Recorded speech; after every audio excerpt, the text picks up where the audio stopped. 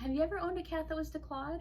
According to the BBC, 20 to 25% of cats in the United States have actually been declawed. This was a fact that wasn't that shocking to me. I feel like in the past, at least in the United States, it was pretty much if you had an indoor cat, they would scratch your furniture, so a lot of people would get them declawed. But in other countries like the UK and Australia, it is actually illegal to declaw your cats. And I feel like now the United States is moving more so in the same direction.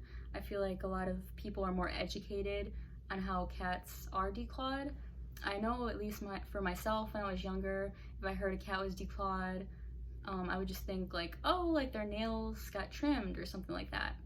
But now after hearing about people that were anti-declawing and doing my own research on it, I realized no, like it's more than that. I know even my own parents in the early 2000s when I was growing up, all of our cats were indoor cats, so pretty much all of them were declawed. But then now in more recent years, when they got their previous cat, they did not have him declawed. And now I believe that declawing cats, unless it is medically necessary, should be illegal because it is inhumane, it can cause health and behavioral issues in your cats, and there are humane solutions that can help you manage your cat's nails. First, I think that declawing your cat is inhumane. The process involves your veterinarian cutting off part of the bone that is attached to your cat's claw, and some people would compare this to on a human if you cut off their finger or their toe at the top joint. And a majority of declawing is for human benefit. Usually it's because someone doesn't want their cat to like scratch them or their kids, or they don't want their furniture to get scratched up, and it is not something that's helpful for the cat. The only time it usually would be helpful is if it's something for their medical benefit, like if they had an infection or something in their nail beds, then they would need to be declawed for a medical reason.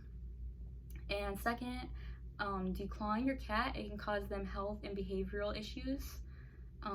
The procedure, when their veterinarian does it, they tend to leave bone fragments behind, and this can continue to cause your cat pain afterwards.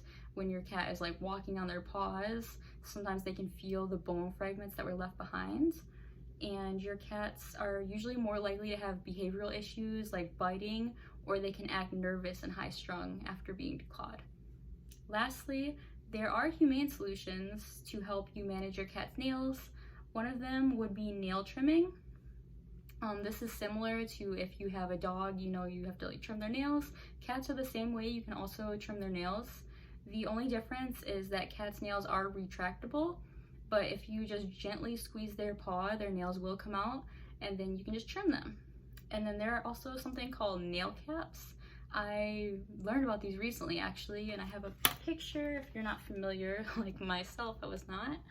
They have a bunch of cute little colors and stuff that you can get for them, and then they come with glue. The nail caps, they are made of plastic, and you glue them onto their nails. When you first start doing this, your cat might bite at them and stuff, so they won't last as long, but once your cat does get used to having them on their nails, they last about 4 to 6 weeks, and they'll just naturally come off when your cat sheds their nails. And then another thing that can help is scratching posts. I know most people, if you walk into someone's house that has a cat, they usually always have a scratching post, because cats like to mark their territory by scratching. So if you have a scratching post, this will definitely help save your furniture, and it helps trim your cat's nails down.